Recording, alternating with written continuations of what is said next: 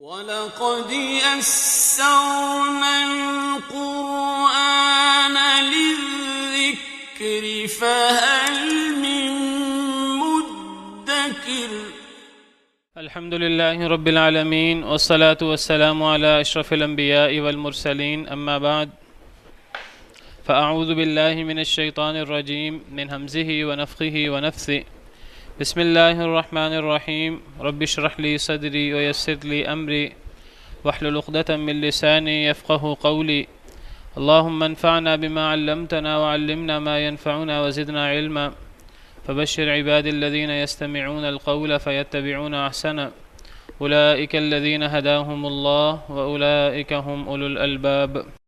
يدبر الأمر من السماء إلى الأرض ثم يعرج إليه في يوم كان مقداره 1000 سنة مما تعدون ذلك عالم الغيب والشهادة العزيز الرحيم الذي أحسن كل شيء خلقه وبدأ خلق الإنسان من طين ثم جعل نسله من سلالة من ماء مهين ثم سواه ونفخ فيه من روحه وجعل لكم السمع والأبصار والأفئدة قليلا ما تشكرون.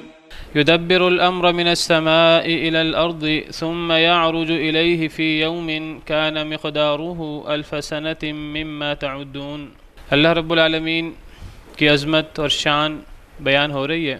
اللہ رب العالمین کے وجود کے اور توحید کے عقلی دلائل کہ کس طرح اللہ رب العالمین نے زمین و آسمان کو پیدا فرمایا اور کس طرح اللہ رب العالمین عرش پر مستوی ہیں اور ہمارے لیے اللہ کے علاوہ نہ کوئی ولی نہ کوئی حامی و ناصر ہے نہ کوئی سفارش کرنے والا. اس کے بعد اللہ تعالیٰ فرماتے ہیں یدبر الامر من السماء الى الارض.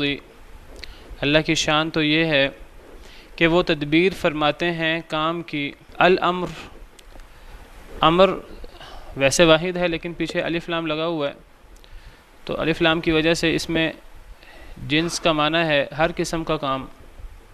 جس طرح ہم الحمد کا معنی کرتے ہیں ہر قسم کی تعریف. کہنے کو حمد واحد ہے لیکن الف لام لگنے سے اس کے اندر جنس کا معنی آ جاتا ہے. جس طرح انسان واحد ہے لیکن اگر کہا جائے الانسان تو اس سے پوری انسانیت مراد ہوتی ہے. الانس الجن کہا جائے یہ سب واحد ہیں تو الف لام لگنے سے بعض دفعہ جنس کا معنی پیدا ہو جاتا ہے. ہر قسم کے تمام انسان تمام جن تمام قسم کی تعریف. الامر ہر قسم کا کام.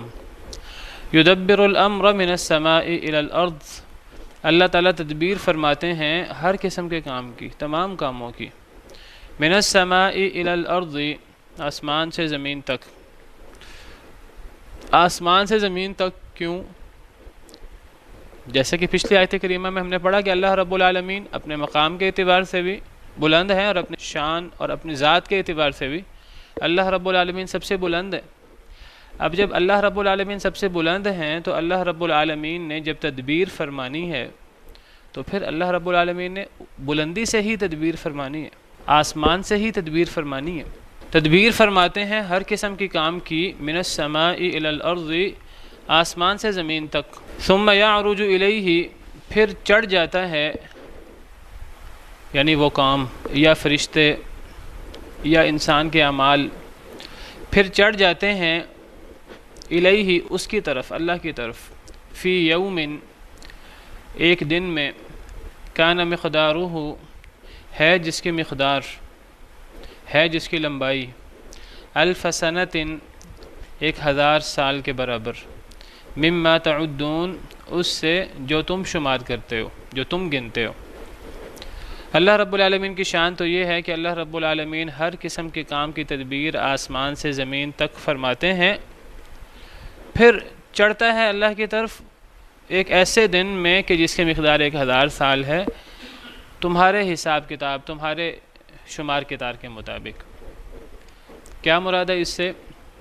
مفسرین کرام رحمہم اللہ اس کی تفسیر میں فرماتے ہیں کہ جب اللہ تعالیٰ کسی بھی کام کی تدبیر فرماتے ہیں اور وہ کام جب آسمانوں سے اللہ کی طرف سے جب زمین پر آتا ہے تو آسمان و زمین کا اتنا بڑا فاصلہ ہے کہ اگر اس کی جو ہے وہ آنے جانے کی مسافت کا اندازہ لگایا جائے تو اللہ کی طرف سے اس کو زمین میں آنے میں 500 سال لگیں، اور پھر زمین سے وہ فرشتے جو اللہ کے حکم سے وہ چیز لے کر آ رہے ہیں وہ فرشتے واپس جائیں اگر، یا انسان کے اعمال دوبارہ اللہ کی طرف جائیں، کیونکہ فرشتے بھی اللہ کی طرف چڑھتے ہیں بلندی کی طرف، اور انسان کے اعمال بھی اللہ کی طرف چڑھتے ہیں۔ الیہ یصعد الکلم الطیب والعمل الصالح یرفع، سورہ فاطر میں اللہ فرماتے ہیں پاکیزہ کلمات اللہ کی طرف چڑھتے ہیں۔ انسان جو اللہ کا ذکر کرتا ہے، کلمہ طیبہ لا الہ الا اللہ محمد رسول اللہ پڑھتا ہے اور اس جیسے دیگر نیک اعمال کرتا ہے، تو یہ نیک اعمال اللہ کو اتنے پسند آتے ہیں کہ یہ اللہ کی طرف چڑھتے ہیں۔ اللہ ان کو اپنی طرف، ان اعمال کو، ان ذکر و اذکار کو اپنی طرف بلا لیتے ہیں، یہ اللہ کی طرف چڑھتے ہیں۔ تو یہ آسمان سے نیچے آنے کا فاصلہ ہمارے حساب کتاب کے مطابق 500 سال کا، اور پھر نیچے سے اوپر جانے کا فاصلہ 500 سال کا، تو یہ ملا کے 1000 سال بن جاتے ہیں۔ تو یہ جو 1000 سال ہمارے شمار کتار کے مطابق ہونا چاہیے وہ کام اللہ تعالیٰ پلک جھپکنے میں کر لیتے ہیں، ورنہ اس کا اگر صحیح مسافت اگر اس کی بیان کی جائے تو وہ مسافت اس کی اتنی زیادہ ہے، 500 سال آنے میں، 500 سال جانے میں۔ بعض مفسرین کہتے ہیں کہ بعض صحیح حدیث میں بھی یہ بات موجود ہے کہ زمین سے لے کے آسمان تک کا ہی فاصلہ جو ہے وہ کم از کم 500 سال کا ہے۔ زمین سے لے کے آسمان تک کا فاصلہ 500 سال کا ہے۔ اب اس میں یہ وضاحت نہیں ہے کہ یہ 500 سال کے جو مسافت ہے زمین و آسمان کے درمیان، یہ ایک پیدل چلنے والے کی ہے، کہ ایک گھڑ سوار کی ہے، کہ ایک تیز اڑنے والے پرندے کی ہے، یا قیامت تک آنے والی جتنی ترقی ہونی ہے، جہاز ہے، راکٹ ہیں، اور اب تو تیزی سے سفر کے نئے پیمانے ہیں، لائٹ ایئرز، نوری سال۔ بجلی جو ہے وہ 1 سیکنڈ میں جتنا فاصلہ کرتی ہے، تو وہی فاصلہ جو 1 سیکنڈ میں جتنا بجلی کرتی ہے، تو اگر بجلی جو ہے وہ 1 سال میں جو فاصلہ طے کرے تو وہ لائٹ ایئرز اس کو کہتے ہیں۔ تو بجلی کے مطابق سفر ہے یا کس کے مطابق سفر ہے اس کی وضاحت نہیں ہے احادیث میں۔ تو زمین سے آسمان تک کا فاصلہ جو ہے وہ 500 سال کا ہے کم از کم۔ یعنی محسوس یہ ہوتا ہے اس سے دنیا میں جتنی بھی ترقی ہو جائے، جتنی بھی تیز رفتار مسافت طے کرنے والی چیز ایجاد ہو جائے، اگر وہ آسمان کی طرف جائے تو وہ 500 سال سے پہلے نہیں پہنچ سکے گی۔ 500 سال زمین سے آسمان تک کا فاصلہ ہے، اور آسمان کی موٹائی ہی 500 سال کے برابر ہے۔ آسمانوں کی موٹائی جو ہے وہ 500 سال کے برابر ہے، تو ایک چیز کو زمین سے اوپر تک پہنچتے ہی 1000 سال ہمارے حساب کتاب کے مطابق لگ جاتے ہیں۔ یعنی اصل میں اللہ تعالیٰ کی عظمت، اللہ تعالیٰ کی شان بیان کرنا مقصود ہے کہ یہ جو اتنے بڑی بڑی مسافتوں والے معاملات ہیں، کس طرح یہ اللہ جیسے چاہتے ہیں ویسے فوری طور پہ ہو جاتے ہیں، اور اللہ کے لیے یہ چیزیں کوئی مشکل نہیں ہیں۔ پھر یہ ہے کہ اللہ رب العالمین نے، جس طرح ہم نے کل پڑھا کہ زمین و آسمان کو اللہ تعالیٰ نے 6 دنوں میں پیدا فرمایا۔ میں نے ذکر کیا تھا کہ 6 دنوں میں پیدا فرمانے میں اللہ کی کوئی خاص حکمت ہے، ورنہ یہ نہیں ہے کہ اللہ تعالیٰ اس سے پہلے اس سے جلدی پیدا نہیں فرما سکتے تھے۔ اللہ چاہتے تو پلک جھپکنے میں اللہ تعالیٰ زمین و آسمان کو پیدا فرما دیتے، کن کہتے زمین و آسمان وجود میں آ جاتے، جس طرح اللہ چاہتے اس طرح وجود میں آ جاتے۔ بالکل اسی طرح جس طرح اللہ تعالیٰ نے ایک حکمت کے مطابق زمین و آسمان کو 6 دنوں میں بنایا، اسی طرح اللہ تعالیٰ نے اس کائنات کے معاملات چلانے کے لیے اللہ نے کچھ انتظامات فرمائے۔ اللہ نے فرشتوں کو مقرر کیا ہے، فرشتے اس کائنات کا نظام چلاتے ہیں اللہ کے حکم سے، خود نہیں چلا سکتے، ان کے پاس کوئی طاقت نہیں ہے، کوئی اختیار نہیں ہے فرشتوں کے پاس، لیکن اللہ نے کچھ کام ان کو سونپے ہوئے ہیں۔ یہاں بھی میں وہی بات کروں گا جو کل میں نے کی تھی۔ اللہ تعالیٰ نے زمین و آسمان کو 6 دنوں میں بنایا، اللہ چاہتے تو پہلے بنا دیتے، اللہ کی کوئی حکمت ہے۔ اب اللہ تعالیٰ نے جو زمین و آسمان کے کچھ معاملات فرشتوں کو سونپے ہوئے ہیں، اس کا مطلب یہ نہیں کہ اللہ تعالیٰ خود نہیں کر سکتے، اللہ سارے کام خود نہیں کر سکتے، اللہ کو کچھ، اللہ معاف کرے، اللہ کو کچھ آوان، کچھ انصار، کچھ مددگاروں کی ضرورت ہے دنیا کا نظام چلانے کے لیے، اللہ اکیلے چلا نہیں سکتے، ولیعاذ باللہ۔ اللہ جو چاہیں کر سکتے ہیں، اللہ کے لیے یہ سب چیزیں بہت آسان ہیں، لیکن اللہ کی کوئی حکمت ہے اپنی، جیسے اللہ نے چاہا۔ اللہ نے کچھ چیزوں کی ذمہ داری کچھ فرشتوں کو دی ہوئی ہے۔ فرشتوں کو المدبرات امرا بھی کہا گیا ہے قرآن کریم میں، سورہ نازعات میں اللہ فرماتے ہیں فالمدبرات امرا، یہ فرشتوں کے بارے میں کہ کاموں کی تدبیر کرنے والے فرشتوں کی قسم۔ تو دنیا کے کام، آسمان اور دنیا کے جو کام ہیں، اللہ نے ان میں سے کئی کام فرشتوں کو سونپ رکھے ہیں۔ کوئی پہاڑوں کا فرشتہ ہے، تو کوئی بارش برسانے کا فرشتہ ہے، تو کوئی سور پھونکنے والا فرشتہ ہے اسرافیل علیہ السلام،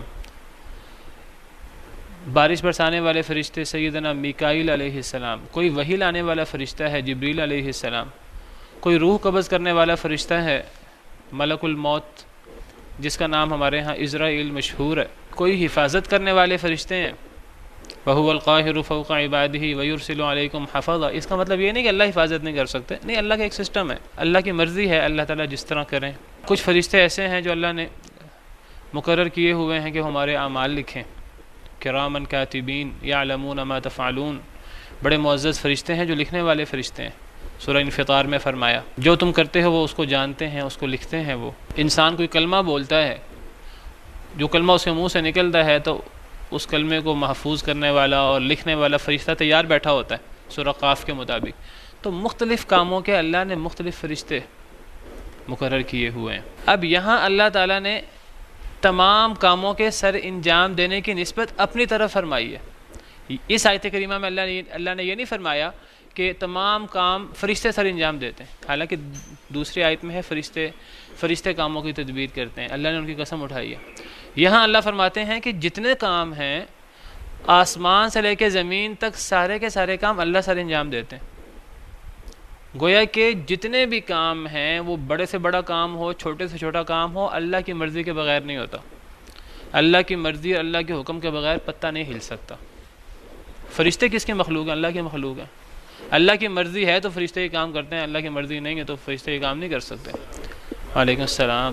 یہاں میں ایک مسئلہ اور بھی واضح کر دوں کہ بعض لوگ جو اللہ کی ذات کے ساتھ اللہ کی مخلوق کو بھی اللہ کے ساتھ جو ہے وہ شریک کر دیتے ہیں، وہ اس قسم کی چیزوں کو بنیاد بنا کر وہ کہتے ہیں جب اللہ نے جو ہے بارش برسانے کے لیے میکائیل علیہ السلام کو مقرر کر دیا، جب روح قبض کرنے کے لیے ملک الموت کو مقرر کر دیا، حفاظت کرنے کے لیے کچھ فرشتے اللہ نے مقرر کر دیے، تو جب ہم کہتے ہیں کہ جی بعض ایسے انبیاء ہیں، بعض ایسے اللہ کے اولیاء ہیں جو اولاد دیتے ہیں، اللہ نے ان کو اولاد دینے کا کام سونپ دیا ہے، بعض کو اللہ نے مشکل کشائی حاجت روائی کا کام سونپ دیا ہے، تو اس میں کیا عجیب بات ہو گئی؟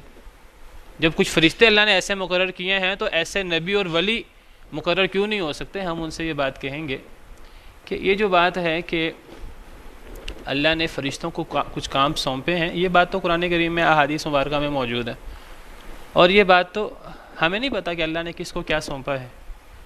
جب نبی صلی اللہ علیہ وسلم جو ہیں وہ طائف کی وادی میں گئے تھے تو وہاں جب طائف کے لوگوں نے آپ سے بدتمیزی کی تھی اور آپ پر پتھر برسائے تھے تو وہ پہاڑوں کا فرشتہ آیا تھا، حدیث مشہور ہے، اور پہاڑوں کے فرشتے نے آ کر، حضرت جبریل تھے موجود تھے، پہاڑوں کے فرشتے نے آ کر پہلی دفعہ وہ اترا تھا اور اس نے کہا کہ اگر مجھے حکم ہو، اگر آپ چاہیں تو یہ میں دونوں پہاڑ جو ہیں ان کافروں پر برابر کر دوں۔ تو نبی صلی اللہ علیہ وسلم نے فرمایا تھا کہ نہیں، مجھے امید ہے کہ اللہ تعالیٰ ان کی اولادوں میں ایسے لوگ پیدا کریں گے جو ہدایت یافتہ ہوں گے۔ تو پہاڑوں کا بھی فرشتہ ہے، تو ہم یہ بات کہیں گے کہ وہ تو اللہ نے بیان کر دیا قرآن کریم میں، احادیث مبارکہ میں، نمبر 1۔ اور نمبر 2 یہ ہے کہ فرشتے جو بھی کام کرتے ہیں وہ اپنی طاقت ان کی کوئی نہیں ہے، اپنی مرضی سے کچھ نہیں کرتے، جو بھی ہوتا ہے اللہ کے حکم سے ہوتا ہے۔ جس طرح حضرت عیسیٰ علیہ السلام مردوں کو زندہ کرتے تھے اللہ کے حکم سے، مادرزاد اندھے کو ٹھیک کرتے تھے اللہ کے حکم سے، کوئی کوڑی کا مریض ہوتا تھا یا برس کا مریض ہوتا تھا اس کو ہاتھ پھیر کر ٹھیک کرتے تھے، اللہ کے حکم سے کرتے تھے، اس میں حضرت عیسیٰ کا کوئی ذاتی کمال نہیں تھا۔ اسی طرح یہ جو فرشتے یہ کام کرتے ہیں، فرشتوں کا ذاتی کمال نہیں ہے، یہ اللہ رب العالمین نے انہیں ایک کام دیا ہے، اور یہ بات تو قرآن و حدیث میں موجود ہے۔ تم جو کہتے ہو کہ اللہ نے فلاں بزرگوں کو، فلاں پیروں کو، فلاں فقیروں کو، فلاں اولیاء کو، فلاں انبیاء کو اللہ نے اولاد دینے کا وظیفہ دے دیا ہے، اس کی کیا دلیل ہے؟ فلاں مشکل کشائی کرتے ہیں، فلاں حاجت روائی کرتے ہیں، علی مشکل کشا، اور فلاں فلاں حسین جانے اور علی جانے، اور یا علی مدد، اور یا رسول اللہ مدد، اور یا عبد القادر شیئا للہ، یہ جو سارے کام ہم نے دے رکھے ہیں، گنج شکر اور گنج بخش اور غریب نواز اور داتا، اور یہ جو سارے ہم نے القابات دے رکھے ہیں، یہ تو صرف نام ہے، پھوکے نام ہیں، ان کے پیچھے تو کوئی حیثیت نہیں ہے۔ یہ ساری جو ہے وہ غلط قسم کی چیزیں ہم نے منسوب کی ہوئی ہیں۔ یا تو ان کی بھی کوئی دلیل لاؤ نا، جس طرح اللہ فرماتے ہیں کہ قل یتوفاکم ملک الموت، تمہیں ملک الموت فوت کرتا ہے، یہ تو قرآن میں موجود ہے، بھی ہم پڑھیں گے، اسی صورت میں موجود ہے۔ یہ تو اللہ فرما رہے ہیں کہ اللہ نے روح قبض کرنے کے لیے ملک الموت مقرر کیا ہے، حالانکہ اصل روح ملک الموت نہیں قبض کرتا، اصل روح اللہ جو ہے روح قبض کرتے ہیں۔ قرآن کریم میں ایک اور جگہ پر ہے اللہ یتوفی الانفس حین موتها، تو میں آپ سے عرض کروں گا کہ ملک الموت بھی فوت نہیں کرتا، اللہ فوت کرتے ہیں، کیونکہ یحیی و یمیت تو اللہ ہیں، زندہ کرنے والے اور مارنے والے، اور اللہ یتوفی الانفس حین موتها، جب موت کا وقت آتا ہے تو اللہ فوت کرتے ہیں، قرآن کریم فرماتا ہے، ملک الموت کرتا ہے اللہ کے حکم سے۔ تو آپ نے یہ جو کام سونپے ہیں اولیاء کو اور انبیاء کو اور پیروں فقیروں کو، یہ آپ نے کس دلیل سے سونپے ہیں؟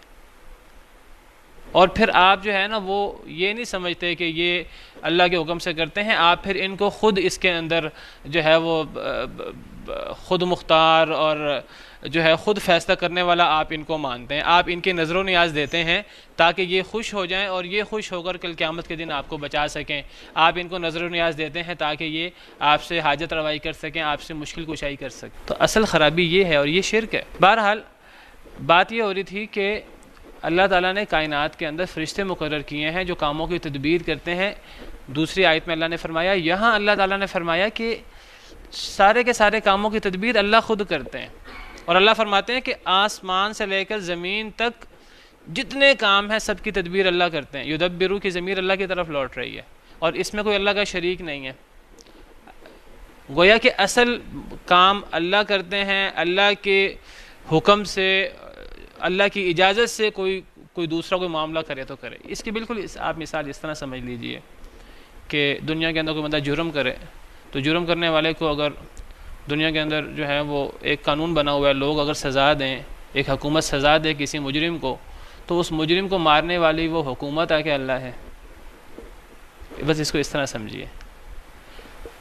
اگر وہ حکومت یا کوئی بندہ سمجھے گا کہ میں مارنے والا ہوں، تو کئی دفعہ اس طرح ہوتا ہے کہ مارنے والے سے بچانے والا بڑا ہوتا ہے۔ کتنے لوگ مل جاتے ہیں وہ کسی کو مار نہیں سکتے، پوری دنیا ایک طرف ہو جاتی ہے، مخالف ہو جاتی ہے ایک شخص کی، لیکن اسے کچھ نہیں کہہ سکتی، اور کئی دفعہ جو ہے پوری دنیا کسی کو بچانے کی کوشش کرتی ہے، لیکن جس کی آئی ہوتی ہے وہ ٹل نہیں سکتی۔ ما یفتح اللہ للناس من رحمت فلا ممسک لها، اللہ نے کسی پر رحمت کرنی اسے کوئی روک نہیں سکتا، وما یمسک، اور جو اللہ بند کر دے فلا مرسل له من بعد، اسے کوئی کھول نہیں سکتا۔ تو حقیقی جو محیی اور ممیت ہے وہ اللہ رب العالمین ہے، اصل تدبیر کرنے والا اللہ رب العالمین ہے۔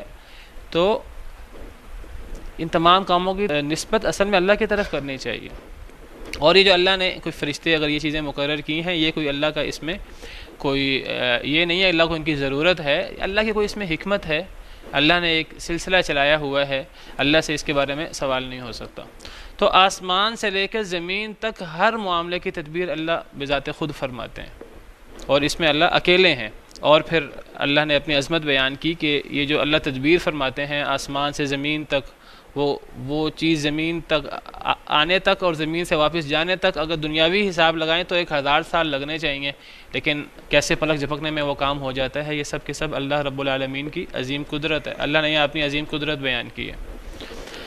تو اس آیت کریمہ سے اس مسئلے کا بھی رد ہو جاتا ہے جو لوگ اللہ کے علاوہ دیگر مخلوقات کو کچھ اختیارات دیتے ہیں۔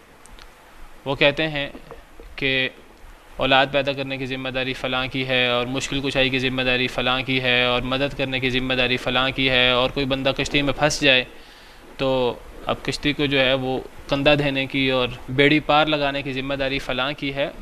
ساری کی ساری تدبیر اگر ہے آسمان سے لے کے زمین تک اللہ وحدہ لا شریک کی ہے، اور اس میں اللہ کا کوئی شریک نہیں ہے، اور اس میں اللہ کے علاوہ کسی کی طرف یہ نسبت کی جائے تو یہ شرک ہے، اور پھر ان کے لیے یہ نظر و نیاز، اور پھر ان سے دعائیں، اور پھر یہ سب چیزیں جو ہیں وہ شرک کے اندر داخل ہو جاتی ہیں۔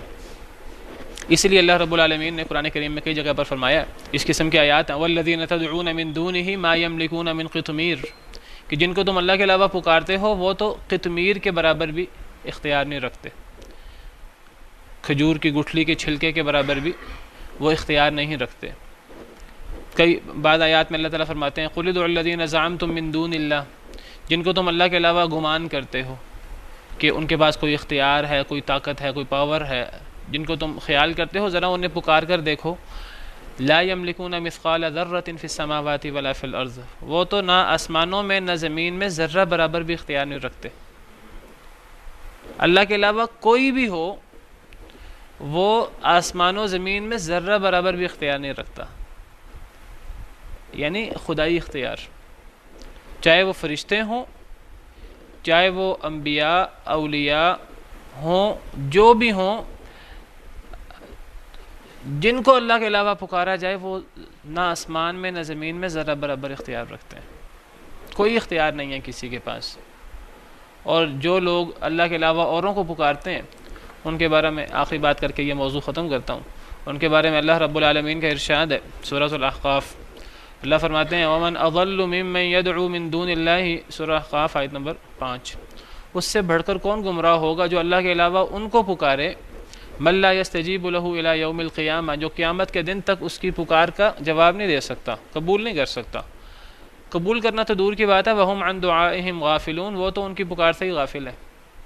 وَإِذَا حُشِرَ النَّاسُ، اور جب لوگ اکٹھے کیے جائیں گے محشر، روز محشر کو، كَانُوا لَهُمْ أَعْدَاءَ، تو وہ ان کے دشمن بن جائیں گے، وَكَانُوا بِعِبَادَتِهِمْ كَافِرِينَ، اور وہ ان کی عبادت سے انکار کر دیں گے، یعنی جن پر لوگ سہارا بنائے بیٹھے تھے وہی قیامت کے دن سب سے پہلے وہ انکار کریں گے، اور وہ کہیں گے ہم تمہاری کوئی مدد نہیں کر سکتے۔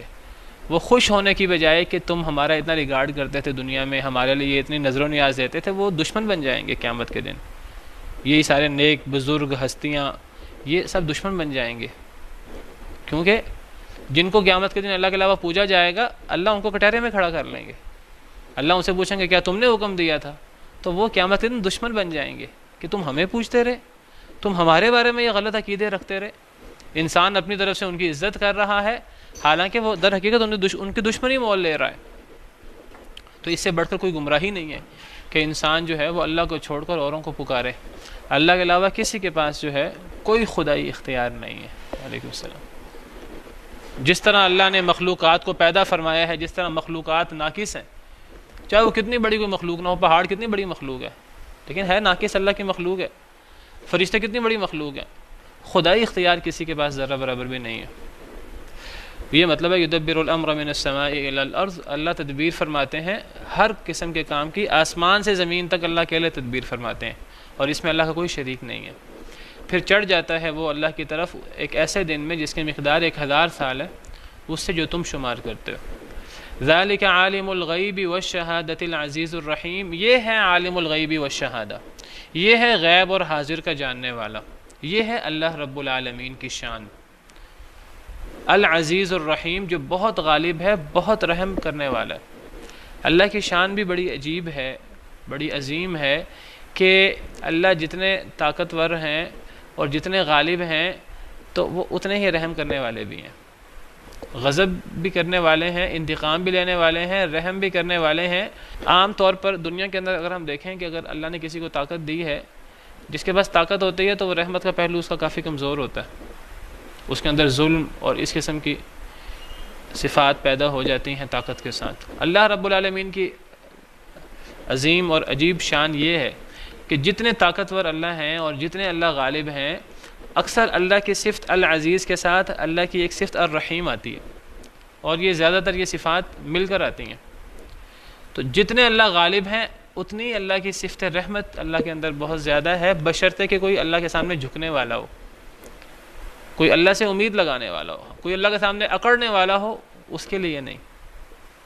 نبئ عبادی انی انا الغفور الرحیم، میرے بندوں کو میرے بارے میں بتا دیجئے کہ میں غفور الرحیم ہوں، وَأَنَّ عَذَابِي هُوَ الْعَذَابُ الْأَلِيمُ، اور میرا عذاب بھی بڑا دردناک عذاب ہے۔ کوئی اللہ کے سامنے جھکنے والا ہو، گناہوں کی معافی مانگنے والا ہو، اللہ سے بڑھ کر رحم کرنے والا کوئی نہیں ہے، بلکہ حدیث میں تو آتا ہے کہ اللہ کی رحمت اللہ کے غصے پر حاوی ہے۔ ان رحمتی تغلب غضبی، او کما قال علیہ الصلوۃ والسلام، حدیث قدسی ہے کہ میری رحمت میرے غصے پر حاوی ہے۔ لیکن یہ اللہ کی رحمت اس کے لیے ہے جو اللہ کی رحمت کا متلاشی ہو، جو اللہ کی رحمت کا امیدوار ہو، جو اللہ سے توبہ کرے اور اللہ کے سامنے نادم ہو۔ ایک شخص اللہ کے سامنے تکبر کر رہا ہے تو رائی برابر تکبر وہ انسان کو جنت سے محروم کر دیتا ہے، والعیاذ باللہ۔ تو یہ ہے جاننے والا غیب کا اور حاضر کا، یہ ہے اللہ رب العالمین کی شان، جس اللہ کے ساتھ تم اللہ کی ادنا مخلوق کو اللہ کے ساتھ ملا کر اللہ کی توہین کر دیتے۔ یہ ہے اللہ رب العالمین کی شان جو غیب کا بھی جاننے والا ہے اور حاضر کا بھی۔ اللہ رب العالمین کو عالم الغیب والشہادہ قرار دیا گیا ہے۔ اللہ کے لیے کوئی چیز غیب ہے ہی نہیں، اللہ کے لیے کوئی چیز غیب ہے ہی نہیں۔ جس طرح ہمارے سامنے کوئی چیز آ جاتی ہے، کوئی دیوار آ جاتی ہے، کوئی آڑ آ جاتی ہے، کوئی حجاب آ جاتا ہے، ہم اس کے آگے نہیں دیکھ سکتے، اللہ رب العالمین کے لیے اس طرح نہیں ہے۔ جتنے بھی حجاب آ جائیں اللہ رب العالمین کے لیے وہ رکاوٹ نہیں بنتے۔ حدیث مبارکہ میں آتا ہے حجابہ النور، اللہ رب العالمین کا حجاب تو نور ہے، اگر اللہ تعالیٰ اس حجاب کو ہٹا دیں، صحیح حدیث ہے، صحیح مسلم کی حدیث ہے، اگر اللہ تعالیٰ اس حجاب کو ہٹا دیں تو جہاں تک اللہ کی نظر پہنچے وہاں تک ہر چیز جل کر راکھ ہو جائے، جہاں تک اللہ کی نظر پہنچے، یعنی گویا کہ ہر چیز جل کر راکھ ہو جائے گی۔ وہ اللہ تعالیٰ نے اپنے فضل و کرم سے اپنے سامنے نور کے پردے اللہ نے رکھے ہوئے ہیں، لیکن یہ چیزیں اللہ کے دیکھنے میں اور اللہ کی صفات میں رکاوٹ نہیں بنتی۔ اللہ تعالیٰ عرش کے اوپر سب سے بلند ہے، لیکن ہر چیز اللہ کے سامنے عیاں ہے، بالکل کھلی ہے۔ آسمان پہ کوئی چیز ہو، زمین کے اندر کوئی چیز ہو، ساتوں زمینوں کے نیچے، رات کا اندھیرا ہو یا دن کی روشنی ہو، اللہ کے لیے دونوں برابر ہیں، دونوں ایک جیسی چیزیں ہیں۔ تو کوئی بھی چیز غیب کون سی چیز ہوتی ہے؟ غیب وہ چیز ہوتی ہے جو جیسے ہمارے سامنے پردے آ جائیں، وہ چیز ہمیں نظر نہیں آتی، ہمارے لیے غیب ہو جاتی ہے۔ یا کوئی چیز زمانہ ماضی میں ہو، زمانہ مستقبل میں ہو، یہ ماضی، حال، مستقبل یہ سارے زمانے ہیں، اور زمانہ جو ہے وہ اللہ کی مخلوق ہے۔ اللہ رب العالمین نے یہ ساری جو ہے وہ ترتیب اور ساری تدبیر بنا رکھی ہے۔ اللہ رب العالمین ان چیزوں کے پابند نہیں ہے۔ یہ نہیں جو گزر چکی ہے وہ ہمیں تو اس کا پتہ نہیں ہے، جو آنے والی ہے ہمیں اس کا پتہ نہیں، اللہ کے لیے اس طرح نہیں ہے۔ تو اللہ کے لیے کوئی چیز غیب نہیں ہے، اللہ کے لیے ہر چیز شہادہ ہی شہادہ ہے، ہر چیز موجود ہے۔ تو اللہ عالم الشہادہ ہے۔ اللہ کو عالم الغیب پھر کیوں کہا جاتا ہے؟ اللہ کو عالم الغیب اور عالم الشہادہ دونوں کہا جاتا ہے۔ وہ غیب ہمارے اعتبار سے کہا جاتا ہے، یعنی جو چیزیں ہمارے لیے غیب ہیں تو وہ ان غیب کا بھی ہر چیز کا جاننے والے اللہ ہیں، اور یہ واحد اللہ رب العالمین کی ذات ہے جو عالم الغیب ہے۔ اور کوئی اس دنیا کے اندر کوئی ایسی ہستی نہیں ہے جو عالم الغیب ہو۔ اور عالم الغیب کے بارے میں پہلے میں بات کر چکا ہوں کہ عالم الغیب سے مراد وہ ذات ہوتی ہے کہ جو ہر چیز کو جاننے والی ہو۔ یہ نہیں کہ بعض باتوں کا پتہ ہو، بعض ایسی باتوں کا جو مستقبل میں ہونی ہے، بعض ایسی باتیں جو میں نے آپ نے نہیں دیکھیں، یا کسی نبی کو اس کا علم نہیں ہے تو اس نبی کو وحی کے ذریعے ان باتوں کا علم ہو جائے تو بعض باتوں کے جاننے سے وہ عالم الغیب ہو جاتا ہے۔ نہیں، عالم الغیب وہ ہوتا ہے جو ہر بات کا جاننے والا ہو، نمبر ایک، اور نمبر دو، اس سے پھر ہر بات کا علم دیگر ذرائع سے حاصل نہ ہوا ہو، اس کو خود بخود ہر بات کا علم ہو، وہ عالم الغیب ہوتا ہے۔ تو اللہ رب العالمین کے لیے تو کوئی چیز غیب ہے ہی نہیں۔ ہمارے اعتبار سے جو چیزیں غیب ہیں، اللہ رب العالمین ان تمام غیب مغیبات کو، ان تمام غیبی چیزوں کو جاننے والے ہیں۔ اس اعتبار سے اللہ کو عالم الغیب کہا جاتا ہے، اور اللہ تعالیٰ عالم الغیب بھی ہیں، عالم الشہادہ بھی ہیں۔ اسی لیے سورۃ الحشر میں بھی اللہ رب العالمین کی یہی صفت ذکر ہوئی ہے، هو اللہ الذی لا الہ الا هو عالم الغیب والشہادۃ هو الرحمن الرحیم۔ وہ اللہ ہے جس کے علاوہ کوئی معبود برحق نہیں، وہ غیب کا بھی جاننے والا ہے اور حاضر شہادہ اس کا بھی جاننے والا ہے، وہی رحمان بھی ہے، وہی رحیم بھی ہے۔ تو غیب ہمارے اعتبار سے اللہ کو کہا جاتا ہے، اور ان مغیبات کا صرف اللہ کو علم ہے اور کسی کو علم نہیں ہے۔ الذی احسن کل شیء خلق، وہ ذات ہے جس نے اچھا کیا ہر شے کو، خلقہ اس کو پیدا کیا۔ اللہ کی عظمت، اللہ کی شان تو یہ ہے اللہ نے ہر شے کو اچھا کیا اور اس کو پیدا کیا۔ کیا مطلب؟ یعنی اللہ نے ہر شے کو پیدا کیا اور کتنا اچھا پیدا کیا، اصل مفہوم اس کا یہ ہے۔ لفظی مطلب تو یہ ہے کہ اللہ وہ ذات ہے جس نے اچھا کیا ہر شے کو، خلقہ، اس کو پیدا کیا۔ ایک قرات متواتر قرات ہے، قرات متواترہ بھی ہیں، آپ کو پتہ ہے۔ اس متواتر قرات میں یہاں خلقہ بھی ہے، خلقہ تو فعل ماضی ہوگا، اگر خلقہ ہو تو پھر یہ مفعول بن جائے گا۔ وہ ذات جس نے اچھا کیا ہر شے کو، یعنی اس کی تخلیق کو، یعنی گویا کہ مفہوم یہ ہوگا اللہ رب العالمین خالق ہیں اور ہر شے اللہ کی مخلوق ہے، اور اللہ نے ہر شے کی تخلیق کتنی اچھی کی۔ فتبارک اللہ احسن الخالقین، کتنا بابرکت ہے اللہ رب العالمین جو بہترین خالق ہے۔ وہو الخلاق العلیم، اور وہ بہت بڑا خلاق ہے۔ خلاق مبالغے کا صیغہ ہوتا ہے، جس طرح ایک ہوتا ہے عالم اور ایک ہوتا ہے علام۔ علام کہتے ہیں جو بہت زیادہ جاننے والا ہو۔ اللہ کی صفت علام الغیوب بھی آئی ہے، علام الغیوب۔ ایک کاذب ہوتا ہے جھوٹا، اور ایک کذاب ہوتا ہے بہت بڑا جھوٹا، مبالغے کا انداز ہوتا ہے۔ تو اللہ تعالیٰ تو خلاق ہیں، الخلاق العلیم۔ تو الذی احسن کل شیء خلق، اس سے مراد اللہ وہ ذات ہیں جنہوں نے ہر شے کی تخلیق کو کتنا اچھا کیا۔ گویا کہ پتہ لگا کہ اللہ کے علاوہ ہر شے اللہ کی مخلوق ہے، اور اللہ نے اسے پیدا کیا ہے، اور اللہ نے اسے بہت ہی بہترین صورت میں پیدا فرمایا۔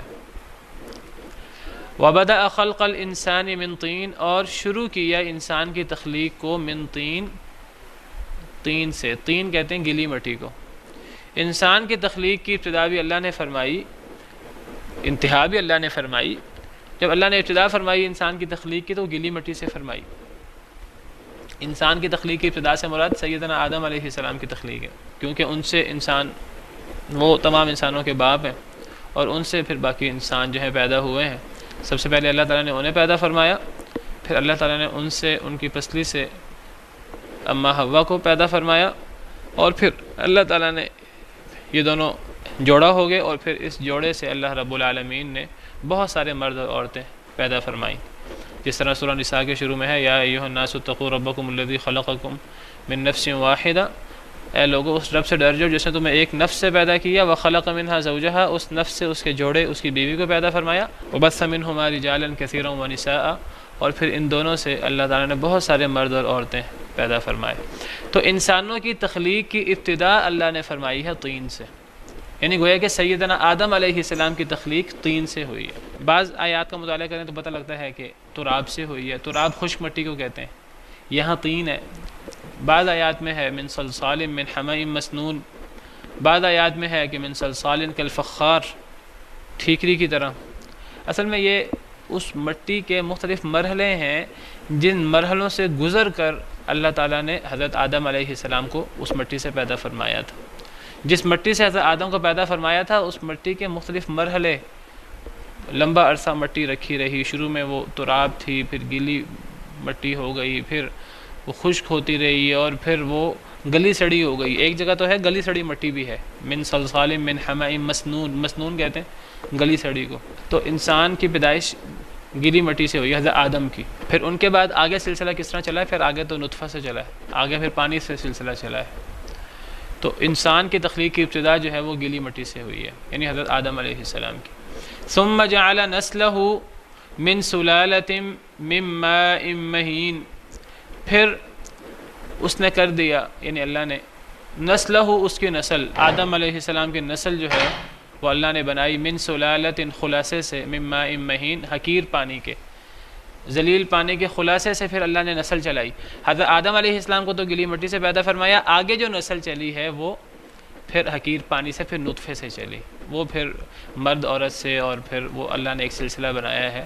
تو ان آیات کریمہ میں اللہ تعالیٰ نے اپنی عظمت بیان کرتے ہوئے پہلے اللہ نے زمین و آسمان کی تخلیق کا ذکر کیا، پھر زمین و آسمان کی تخلیق جو انسانوں کی تخلیق سے تو بہت بڑی چیز ہے، پھر اس کے بعد اللہ تعالیٰ انسان کی تخلیق پر آ گئے، اور اللہ نے انسان کی تخلیق کا ذکر کیا ہے زمین و آسمان کی تخلیق کے بعد، کہ انسان کی تخلیق اللہ رب العالمین نے،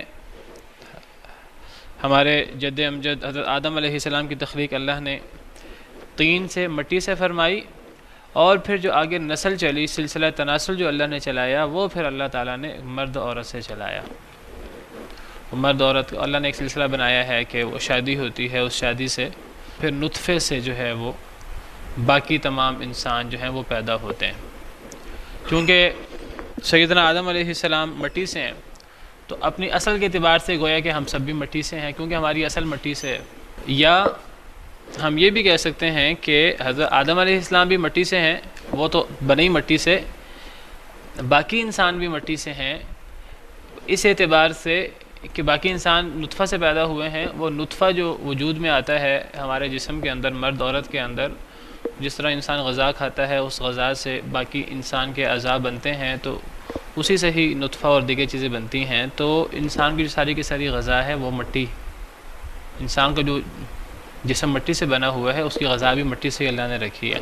اس مٹی سے ہی انسان کے جسم کے اندر تمام چیزیں بشمول نطفہ کے وہ چیزیں وجود میں آتی ہیں، اور پھر انسان کا سارا گزر بسر نطفہ سے پیدا ہونے کے بعد بھی مادی جسم کا گزر بسر بھی مٹی پر ہی ہے۔ اس اعتبار سے جتنے بھی انسان ہیں وہ سب کے سب مٹی سے ہی ہیں، جاتا بھی مٹی سے۔ منہا خلقناکم وفیہا نعیدکم ومنہا نخرجکم تارۃ اخری، اسی مٹی سے تمہیں پیدا کیا، تمام انسانوں کو مخاطب اللہ، اسی مٹی سے تمہیں پیدا کیا، اسی میں تمہیں لٹائیں گے اور اسی سے تمہیں دوبارہ اٹھائیں گے۔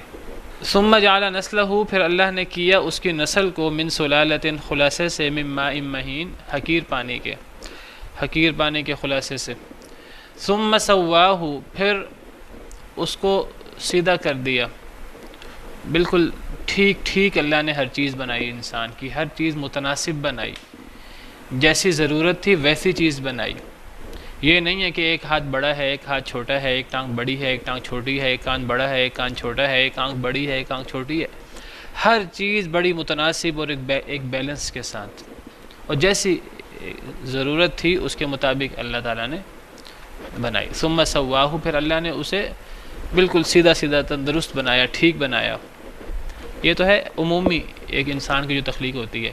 باقی یہ ہے کہ بعض انسان نامکمل پیدا ہوتے ہیں، ان کے اندر کوئی بیماری ہوتی ہے تو وہ کوئی اللہ کے نظام میں عیب نہیں ہے، وہ اللہ کی ایک تدبیر ہے، اور اللہ کا وہ ایک قضاء و قدر ہے، وہ کوئی اللہ کے نظام میں کمی نہیں ہے۔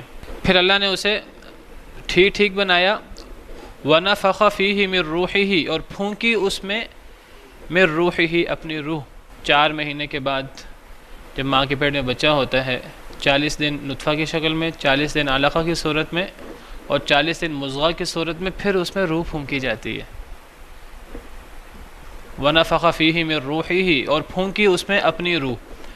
یہ جو روح ہے جو انسان کے اندر پھونکی جاتی ہے 4 مہینے کے بعد، 120 دن کے بعد، اس روح کو اپنی روح قرار دیا۔ اپنی روح سے مراد یعنی وہ ایک ایسی روح ہے جس کا سارا اختیار اللہ کے پاس ہی ہے، اللہ کے علاوہ کسی کے پاس نہیں ہے، وہ اللہ کے قبضہ قدرت میں ہے۔ وَيَسْأَلُونَكَ عَنِ الرُّوحِ، یہ آپ سے روح کے بارے میں سوال کرتے ہیں، روح کیا چیز ہے؟ قُلِ الرُّوحُ مِنْ أَمْرِ رَبِّي، آپ فرما دیجئے کہ روح تو امر ربی ہے، میرے رب کا حکم ہے۔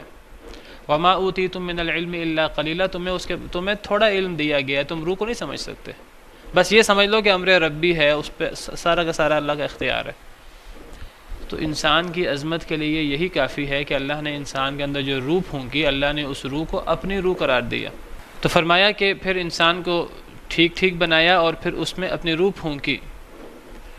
وَجَعَلَ لَكُمُ السَّمْعَ وَالْأَبْصَارَ وَالْأَفْئِدَةَ، اور بنائے تمہارے لیے، یعنی اے انسانوں، السمع کان، والابصار اور آنکھیں، والافئدہ اور دل۔ کان، آنکھیں اور دل بنائے۔ اللہ نے تو بہت ساری چیزیں بنائی انسان کے اندر، ان بہت سارے اعضاء میں سے اللہ نے 3 اعضاء کا ذکر کیا۔ یہ 3 اعضاء اہم ترین اعضاء ہیں۔ اصل چیز انسان کے اعضاء میں سے، انسان کے جسم میں سب سے اہم چیز وہ دل ہے۔ ایک ایسا ٹکڑا ہے ہمارے جسم کے اندر، اگر یہ ٹھیک ہو جائے تو سارا جسم ٹھیک ہو جائے، اور اگر یہ خراب ہو جائے تو سارا جسم خراب ہو جائے، صحیح حدیث مبارکہ کے مطابق۔ اور وہ ٹکڑا کون سا ہے؟ وہ دل ہے۔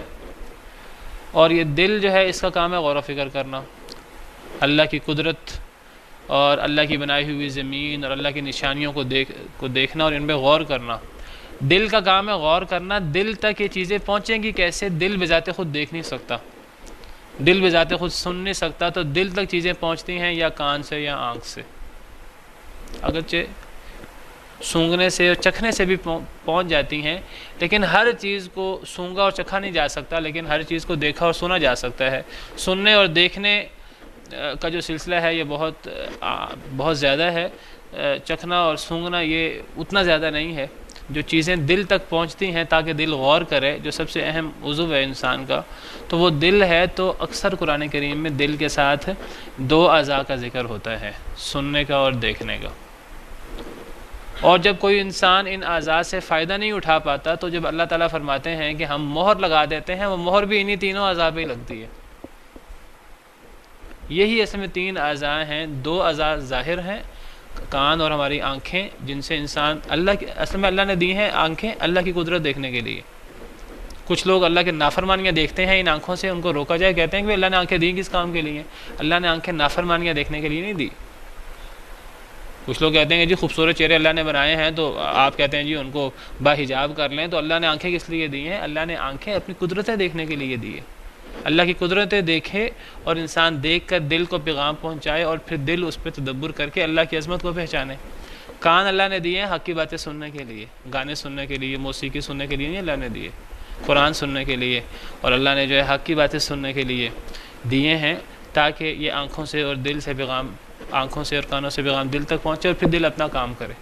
اور جن کے دل اس طرح ہوتے ہیں وہ زندہ لوگ ہوتے ہیں، اور جن کے دل اس طرح نہیں ہوتے تو مہر ہوتی ہے اس پہ، ختم اللہ علی قلوبہم وعلی سمعہم وعلی ابصارہم غشاوہ ولہم عذاب عظیم۔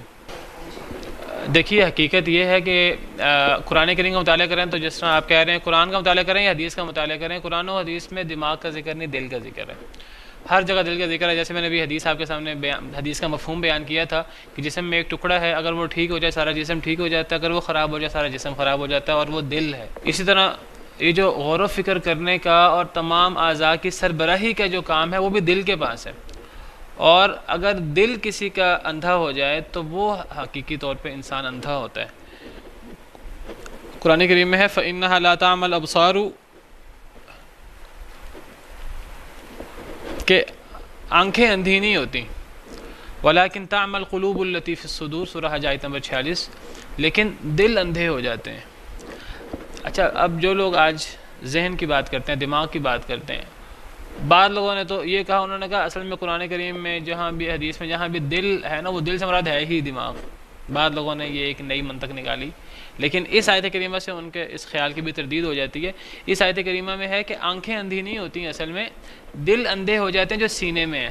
اب دماغ تو سینے میں نہیں ہے، سینے میں تو دل ہی ہے۔ اور پھر جب نبی صلی اللہ علیہ وسلم نے فرمایا کہ جسم کا ایک ایسا عضو ہے جو ٹھیک ہو سارا جسم ٹھیک ہوتا ہے، خراب ہو سارا خراب ہوتا ہے، دل، آپ نے کئی احادیث میں سینے کی طرف اشارہ فرمایا کہ وہ دل یہاں ہوتا ہے۔ اور نبی صلی اللہ علیہ وسلم کے قلب اطہر کو جو ہے وہ 2 دفعہ سینہ کھول کر جو ہے وہ آپ کے قلب اطہر کو صاف کیا گیا، ایک دفعہ بچپن میں 3-4 سال کی عمر میں، اور ایک دفعہ معراج سے پہلے۔ تو اصل چیز دل ہے۔ اب دماغ کا کیا کردار ہے؟ دماغ کا بہت بڑا کردار ہوگا، قرآن کریم اس کو ذکر نہیں کرتا، بہت بڑا کردار ہوگا، لیکن دماغ کے پیچھے بھی اگر کوئی چیز ہے تو وہ دل ہے، یہاں سے تطبیق ہو جائے گی۔ یعنی اگر ہم یہ کہیں قرآن کریم اور احادیث مبارکہ کو مد نظر رکھتے ہوئے کہ دیکھیے دل کا کام کیا ہے، آج سائنسدان اور ڈاکٹر بھی کہتے ہیں دل کا کام ہے خون کو پمپ کرنا، تو گویا کہ وہ خون جب جاتا آتا ہے تو زندگی رواں دواں ہوتی ہے، اور خون کے ساتھ اگر ہم کے پیغام بھی جاتے ہیں، تو اگر دل کا کام ہے خون کو پمپ کرنا اور یہ سارا کام، تو دماغ کو خون کہاں سے پہنچتا ہے؟ وہ گویا کہ دل کے رستے سے ہی پہنچتا ہے۔ جب دل کے رستے سے پہنچتا ہے تو گویا کہ دل سے پیغامات بھی پہنچتے ہیں خون کے رستے، اور پھر آگے اگر ہم کہیں جس طرح سائنس کہتی ہے آج کے بھی، پھر دماغ جو ہے تمام اعضاء کو کنٹرول کرتا ہے، ممکن ہے ایسی بات ہی ہو، لیکن وہ دماغ کے پیچھے در حقیقت دل، قلب سلیم، وہ قرآن حدیث میں تو قلب کا ذکر ہے، وہاں تو دماغ کا ذکر ہی نہیں ہے۔ اچھا، میں آج ہی پڑھ رہا تھا، چلیں وہ بھی چونکہ ابھی موضوع آ گیا ہے، وقت بھی ختم ہو گیا ہے، کہ انسان جو ہے نا جب بیٹھتا ہے، کھڑا ہوتا ہے یا سوتا ہے، تمام صورتوں میں انسان کا سر اوپر ہوتا ہے، باقی جسم انسان کا نیچے ہوتا ہے۔ سوتے وقت بھی انسان کا سر تھوڑا اوپر ہوتا ہے، دماغ اوپر ہوتا ہے، اور جو ہے نا وہ انسان کا جو دل وغیرہ ہے وہ نیچے ہوتا ہے۔ تو یہ جو نماز اللہ نے رکھی ہے نا، نماز ایک تو اللہ کی عبادت بھی ہے، اور اللہ بہت خوش ہوتے ہیں اس سے، اس کا جسمانی طور پہ فائدہ بھی بہت بڑا ہے۔ انسان کے جو انسان کا عضو اوپر ہوگا تو اس تک جو ہے وہ خون پہنچنے کے لیے کم خون پہنچے گا، اگر کوئی پمپ ہو کسی ایک بلڈنگ کے اندر 4-5 منزلہ بلڈنگ ہے اور پمپ جو ہے وہ نچلی کسی منزل پہ لگا ہوا ہے تو اوپر کی منزل میں وہ پانی پہنچتے پہنچتے کم پہنچے گا. تو اوپر کی منزل تک پہنچانے کے لیے کیا طریقہ کار ہونا چاہیے؟ تو سر میں کتنے ہمارے اہم اعضاء ہیں، تو سر تک خون پہنچانے کے لیے اور دماغ تک خون پہنچانے کے لیے اور دماغ کو دل سے جو ہدایات پہنچ رہی ہیں اور برکتیں پہنچ رہی ہیں وہ صحیح طریقے سے پہنچانے کے لیے تو نماز، اور نماز کے اندر خاص طور پہ سجدہ، کہتے ہیں سجدہ وہ واحد حالت ہے جس میں دل اوپر ہوتا ہے اور انسان کا جو ہے سر اور دماغ نیچے ہوتا ہے، اور اگر یہ سجدہ لمبا ہو تو انسان کے جو ہے وہ دماغ میں اور سر میں جو ہے زیادہ خون سرکولیٹ کرتا ہے. تو بہرحال یہ دل اور دماغ میں تو اس طرح تطبیق دیتا ہوں، مگر اگر ہم یہ سائنس کی بات آج تسلیم کریں کہ جی دماغ تمام اعضاء کو حکم دیتا ہے، تو ہم یہی کہیں گے کہ پھر دماغ کو حکم دینے والا، دماغ تک پیغام پہنچانے والا وہ کیا ہے؟ وہ پھر دل ہے. یہی تطبیق ہے، گویا کہ اصل جو ہے وہ پھر دل ہوا. واللہ عالم. تو یہ آیت مکمل کر رہے ہیں ہم. فرمایا کہ وَجَعَلَ لَكُمُ السَّمْعَ وَالْأَبْصَارَ وَالْأَفْئِدَةَ، اور بنایا تمہارے لیے کانوں کو اور آنکھوں کو اور دل. قلیلا ما تشکرون، بہت تھوڑا ہے جو تم شکر کرتے ہو. یعنی جب اللہ رب العالمین کے اتنے بڑے احسانات ہیں کہ اللہ نے ہمیں اشرف المخلوقات بنایا اور وہ روح پھونکی جس روح کی نسبت اللہ نے اپنی طرف کی من روحی ہی، تو جب اللہ نے ہمیں اشرف المخلوقات بنایا اور اللہ نے ہمارے کان، آنکھیں اور دل بنائے اور ہم پر اتنا بڑا احسان فرمایا، اتنا بہترین جسم دیا، تو پھر ہمیں اللہ کا شکر ادا کرنا چاہیے. اور اللہ کا شکر کیا ہے؟ اللہ رب العالمین کی باتیں ماننا، جو ہم نے سورہ لقمان میں پڑھا تھا. وَلَقَدْ آتَيْنَا لُقْمَانَ الْحِكْمَةَ أَنِ اشْكُرْ لِلَّهِ وَمَنْ يَشْكُرْ فَإِنَّمَا يَشْكُرُ لِنَفْسِهِ وَمَنْ كَفَرَ فَإِنَّ اللَّهَ غَنِيٌّ حَمِيدٌ. اور سب سے بڑا شکر کیا ہے؟ توحید، اللہ کی عبادت، اللہ کی بات ماننا. تو قلیلا ما تشکرون، بہت تھوڑا ہے جو تم شکر کرتے ہو. سبحانک اللہم ربنا وبحمدک، اشہد ان لا الہ الا انت، استغفرک واتوب في رحمه تحلو الحياة شوقا